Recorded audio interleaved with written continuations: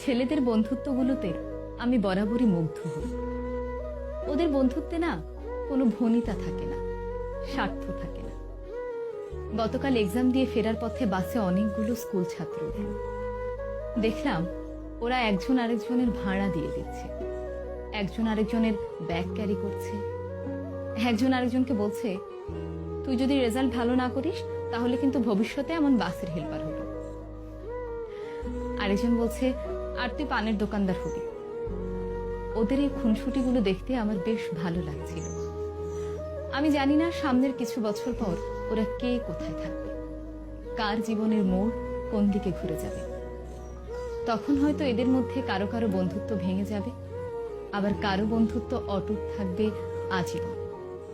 তবে ওদের এখনকার যে বন্ডিংটা, এটা দেখে আমার খুব ভালো লাগলো।